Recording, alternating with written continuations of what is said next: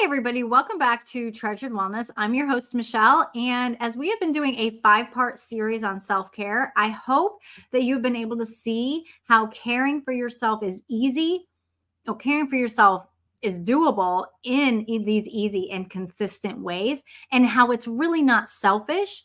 It's actually very necessary to help your body to be well. And that's what we want, right?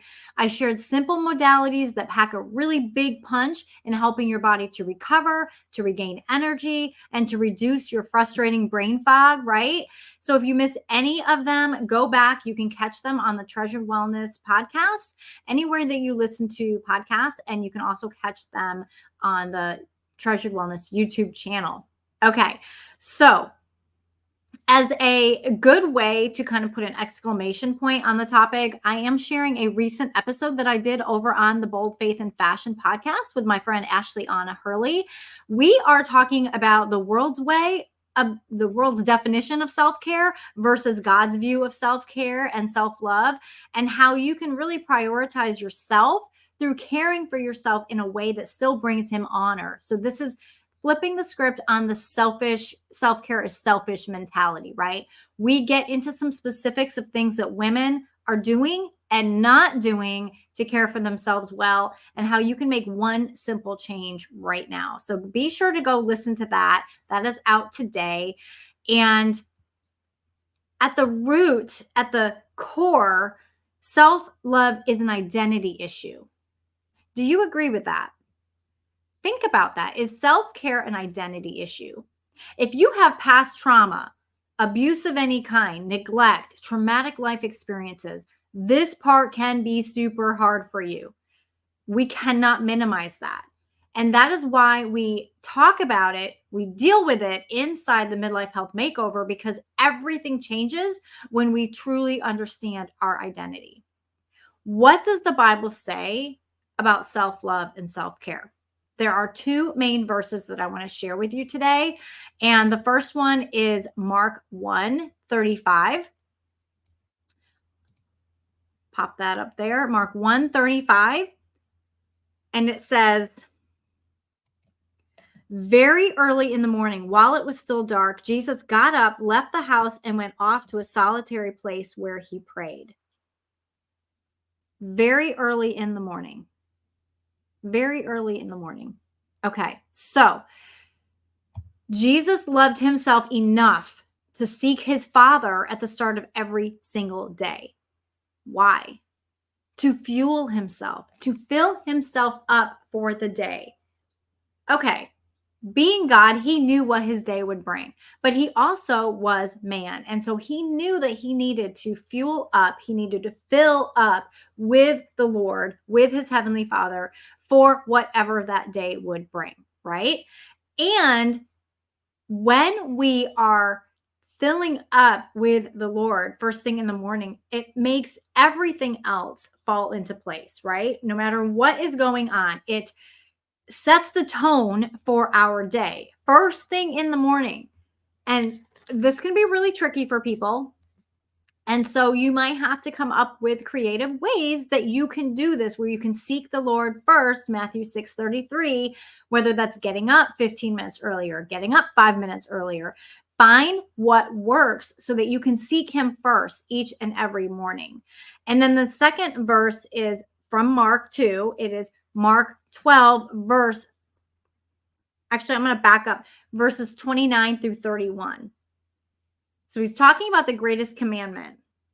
The most important one, answered Jesus, is this: Hear, O Israel, the Lord our God, the Lord is one.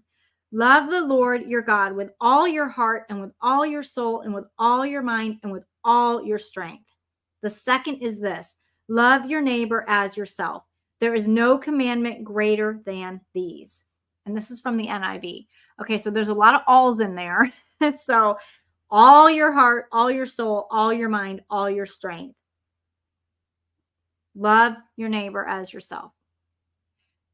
Is it hard for us to love our neighbor if we don't love ourselves? Yeah, I think so. And so for that, self-care in part begins with a little bit of humility. as we seek the Lord for our true identity, like I talked about earlier. We need to understand whose we are. We need to understand who we are in Jesus. Only Jesus can fill us and show us who we are in him. He's the only one. And we have a lot of voices, right? And if you have grown up in the church, or if you have grown up as an adult in the church, you still have a lot of voices. And we have the world's way, and we have the church way of what self-care looks like. Is self-care selfish? All of that. When we strip all of that away and we go to the Lord, when we humble ourselves and say, Lord, who am I? And who have you created me to be? When we humble ourselves in acknowledging that Jesus needs to be the one to tell us our identity, not the world, not even the church, Jesus. When we humble ourselves, we are more open to biblical self-care, which then, and only then, can we fulfill all that he has for us, because we are truly living this life with him and seeking him for our everything, which keeps us humble, keeps us surrendered, and keeps us rooted in him. And when we know whose we are, it brings us that peace that makes no sense, right? And when we know who we are, it brings us confidence in Christ that whatever the day brings, whatever fire you are walking through, whatever trial you are walking through, God has that. He has us. He's walking right there with us. And so seeking the Lord first, Matthew 6:33, for everything, and then Mark 1:35, like Jesus modeled this. It's a form of self-care, true spiritual self-care, which pours into other areas of our health and our life. So I hope that that makes sense. I hope that that is helpful. It helps you to shift your thoughts around self-care and self-love to more of a biblical way of thinking. Is self-care selfish? Not the way God intends self-care to be. Let's not forget that God created the Sabbath for us. He didn't create the Sabbath for himself. We don't just all of a sudden be like, hey, I need a break. I need a day off. God knew that. From the very beginning, he created the Sabbath for us because he knew we would need a day to recharge, right? Self-care is not selfish. God is telling us. He's telling us, and he's modeling for us. So as we are talking about ways to show ourselves some self-care that nurture us, be thinking about what are some ways that you show yourself some care. I know for me personally, I used to think more of the worldly way of self-care, spending money on clothes and home decorations that I really didn't need, those mani-pedis, though I will say that I was not one to really go to a salon and get a mani-pedi or a mani or a pedi, but I did have a daughter, and so we would go to the nail school, and we would do that a few times, right? Because it was important to her and it was time spent with her. It was a great form of self-care for me and for her, and just that togetherness. And it was a special, special time for us. Some other things I used to think self-care was going to a spa for a facial or a massage, the spa where you can spend all day there and just get one or two services or something. I used to feel like that was really a great form of self-care. And honestly, guys, it kept me so me focused. And when I didn't have the ability to do things like that, those things that I thought were self-care, it really frustrated me. I'm just being honest. Like, I really felt frustrated. Like, why is, all of these other women able to go to the spa? Why are all these other women able to have a beach day by themselves? Or, all of these things, like, it kept me very me focused. And I had to work through that because, again, I felt this tug of war inside of me as a Christian. I knew I needed to take better care of myself, but I was getting these messages, kind of like mixed messages, about what that looked like both in the world and spiritually within the church. So as we talk about some easy ways to show your self-care, Be thinking about what your views are on self care and consider talking with the Lord about it. Going to the Lord with intention and intentionality so that you can make this very personal, because God is a God of personal relationship. He wants to reveal to you what He wants you to know, and He cares about every detail of your health.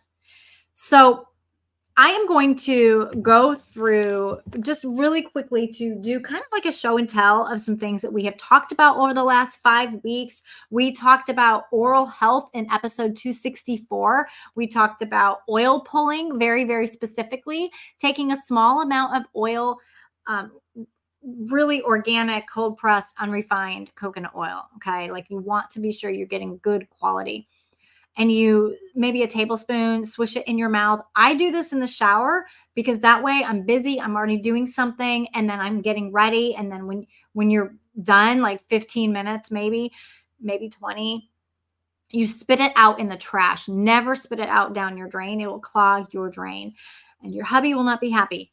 So, but then you rinse your mouth with water and you brush and floss your teeth after. Now, I will say a tongue scraper is fabulous. If you don't have a tongue scraper, get one. So important for our oral health, helps your whole microbiome. And then there are some other great tongue scrapers. This is a copper tongue scraper. And then there are some other things that you can use if you have like bleeding gums that are more gentle than flossing. But guys, if you are having trouble with bleeding gums, we need to get to the bottom of why. Okay. And 9 times out of 10, it's a gut issue. So the other thing that you can do to help brighten and whiten your teeth is using a charcoal powder, and that's so messy, so messy, honestly. So just be prepared for that, but it is a nice natural way to clean your teeth. So I did not get into the whole toothpaste conversation on the episode, but I've been kind of looking and searching for natural toothpaste that doesn't have artificial sweeteners in them.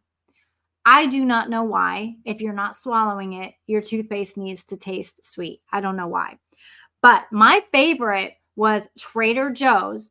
And this one is not my favorite because it has fluoride. I do not do fluoride. But this is what my husband bought one time. And since then, Trader Joe's has stopped carrying toothpaste. But they had my favorite, and it didn't have sodium lauryl sulfite. It didn't have the sodium lauryl anything. So that was my favorite. And it was using like peppermint oil or a natural oil, no sweetener. So I am actually on the hunt right now looking for a better, clean toothpaste. I'm probably going to make my own, just to be honest.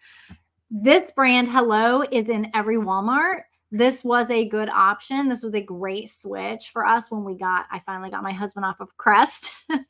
But because that took a while, when they like what they like, it's hard.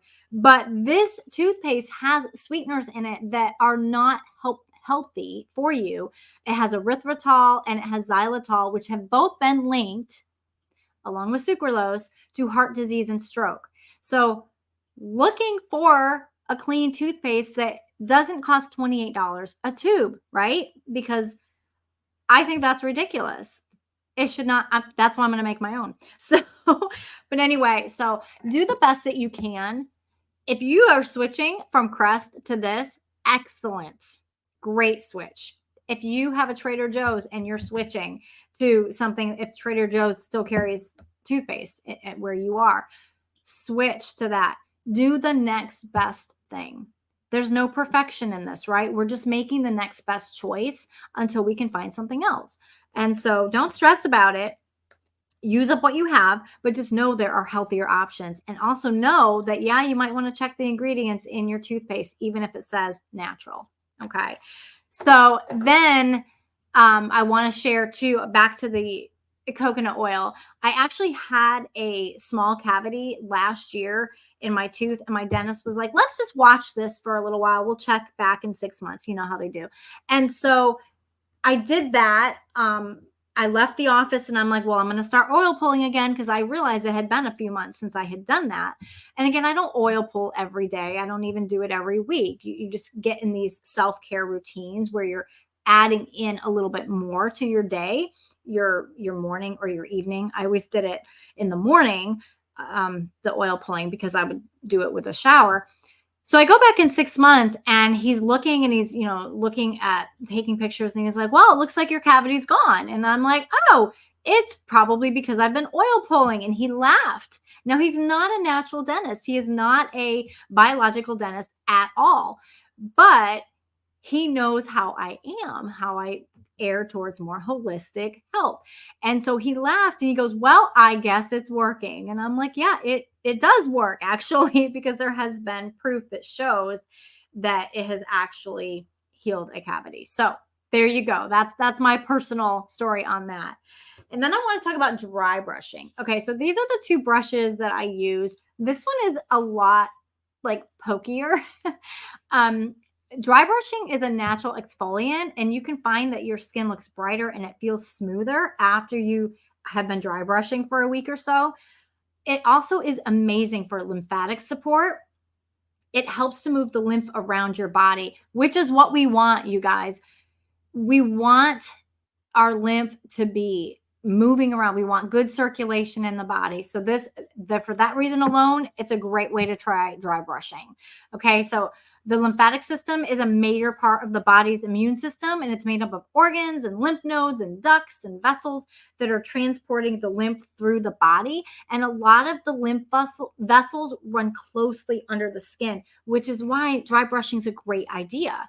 So people that do it regularly are claiming that they feel like it is moving the lymph in their body. So it's also a great exfoliation.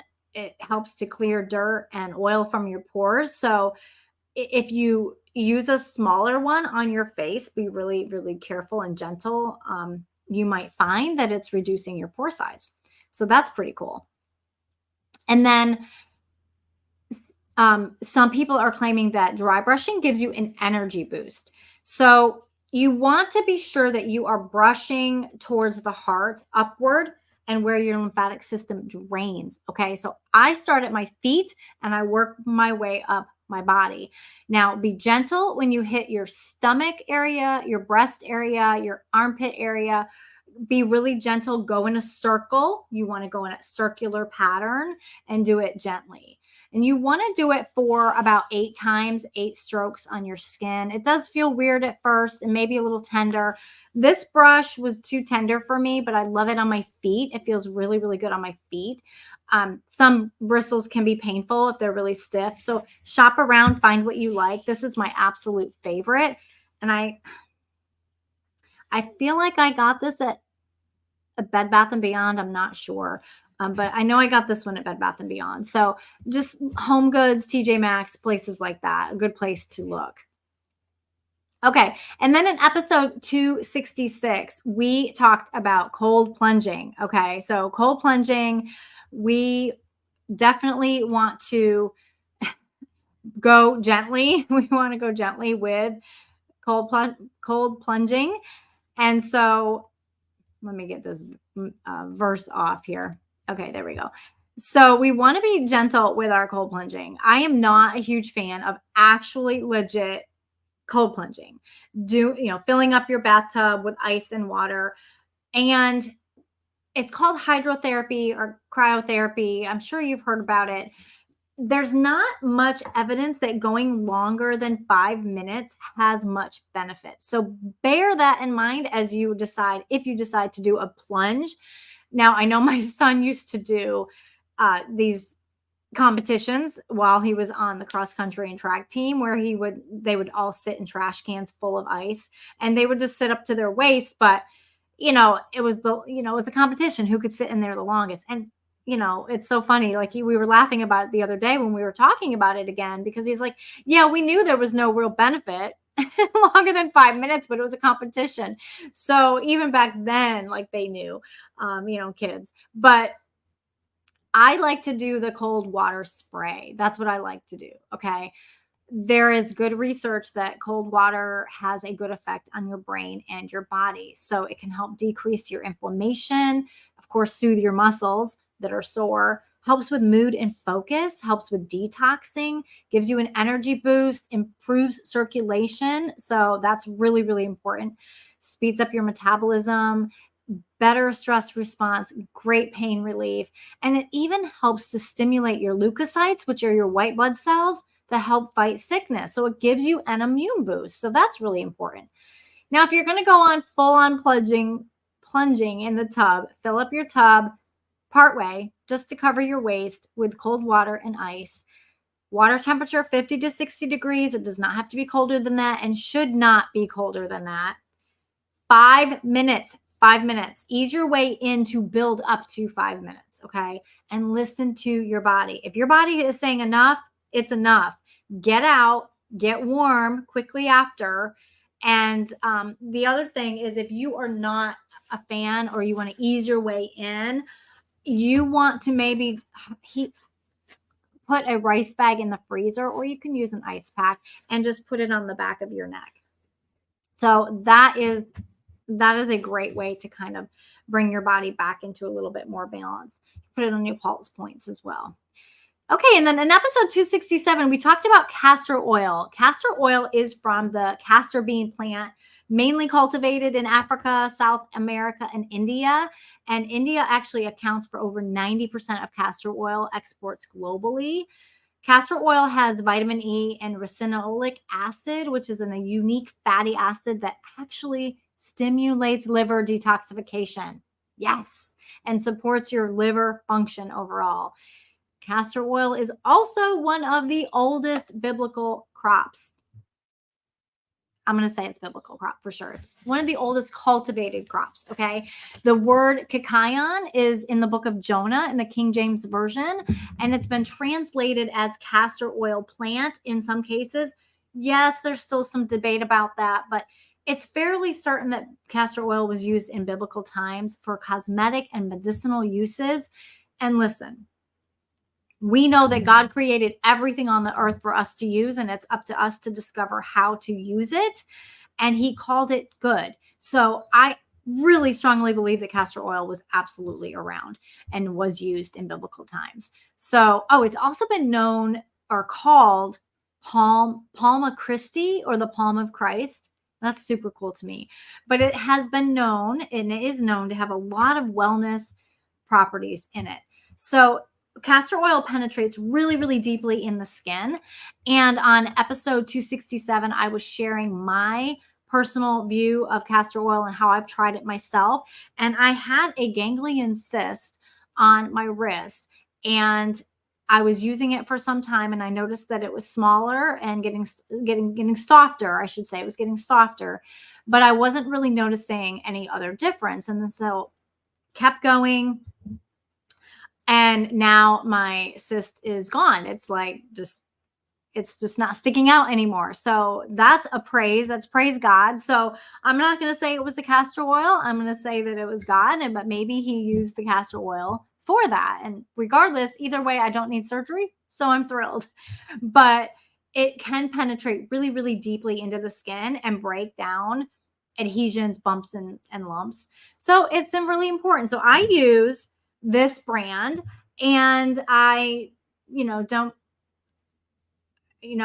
don't recommend ever getting any castor oil in plastic bottles, because the plastic leaches into the castor oil and it's going to render it more ineffective. Plus you're getting a lot of plastic chemicals in there. So you want a dark glass bottle that helps to retract the light, and it keeps it cleaner. You want hexane free, 100% organic and cold pressed oil. And you can use essential oils if you want as well, and some lotion to help with the smell, the aroma. There is no smell to castor oil. It should not smell. If it smells rancid, that's not the oil for you to use. It should not smell rancid. And then you can add some essential oils if you would like to do that as well. So I am going to actually put the link down in the description for the essential oils that I use so that you can have that as well. And I love specifically when I am doing my castor oil pack to use I'm using it more as a stress reliever, I love to use like more of a parasympathetic oil blend, where it's going to help with stress relief, helps my nervous system to get more into a relaxed state. So I will pop that down in below. But I want to talk about castor oil packs. So you want to be using 100% cotton, organic cotton. And so for that reason, this is why I use this is actually a organic cotton burp cloth for kids, for babies. And so I love this because it fits perfectly around my abdomen. And you just rub that coconut oil wherever you want it. So if you want liver support, you're rubbing it where your liver is. If you want gallbladder support, you're rubbing it where your gallbladder. Plaster it all over your abdomen, put this on, and then you heat up a rice bag. And then you lay the rice bag where you want that oil to penetrate even deeper. Now, as you're massaging it or as you're rubbing it on there, give yourself a good massage with the castor oil. So you want to do that for about 20 minutes. And here's a bonus. I did not talk about this in the episode, but one of the things that I love to do now, I've just started doing this. I had done it before, forgot about it, started doing it again more recently, is you get a bucket of hot water, pour some Epsom salts in there, pour some essential oils in there, and then you assemble your castor oil pack, get all that set, carry all this. I carry it all outside onto the back deck because being outside in nature fills me. It's a great form of self-care for me. And so I will soak my feet while I am doing a castor oil pack. Now, this is not a time for you to be scrolling social media, checking emails, no devices, guys. If you want true self-care, get off a screen and read the Bible, read a devotion book, journal, just close your eyes and deep breathe, listen to the night sounds. And that's why I love to do it, because the weather has changed a little bit, so it's not so oppressive outside. I'm able to sit out there, listen to the night sounds, look at the stars, look at the moon, and I'm detoxing my body in a gentle way that's providing care, and I'm being still. And for us go women, it's hard for us to be still, right? So this kind of forces you to be still for at least the time that your water goes cold or your rice bag gets cold. I do have a larger rice bag that stays hot longer, but roughly you're looking at 15, 20 minutes for the castor oil packs. So will castor oil, doing regular castor oil packs, help you to not feel so tired and foggy? Yes, in a roundabout way, it can, because it's helping your body to gently detox. It's supporting your liver to flow better. It's helping your lymphatic system as well. You don't want harmful toxins in your body, so you need to get them out. And the liver plays one of the largest roles in detoxing, and the skin. Skin is the largest organ of your body. A lot of us have abused our livers through a lifetime of poor choices.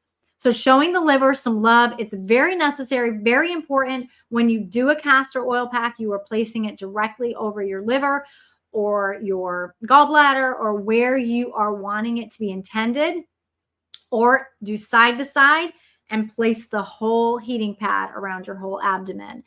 So a congested liver leads to brain fog and fatigue, among a bunch of other things, right? So I will also post the link to the liver episode I did, episode 205. I will post that as well in the description, so you can go check that out. But this helps the liver to flow better and not be so congested. So if you are listening to this and you're exhausted and you're just overwhelmed, even thinking about how in the world can I or should I start prioritizing myself and focusing on your health right now in this season, I definitely encourage you to schedule your fatigue freedom call this week. Okay. Schedule it this week. The link will be down in the description. And this is how you can really take the first step to take back your health. And on this call, like you're going to walk away from the call knowing that we have we've just dove into your specific fatigue and brain fog concerns. And that's going to encourage you and empower you and help you to be confident in your health, really understanding what the root cause is behind your low energy and foggy thinking. And what this means is you will be able to leave our call with that renewed optimism about your daily tiredness, your daily fogginess. Like, why? And oh, and you will have confirmation that you are on the right track. So, when you are ready to fix your fog and your fatigue without the overwhelm and without the stress of figuring it out all on your own, transformation can happen. So be sure to schedule your time. Thanks so much for joining me. Be sure to like and subscribe to this Treasured Wellness channel. And thank you so much for popping in here. And I pray that your day is blessed. Remember, guys, you are a beautiful treasure. So treasure your wellness. See you soon.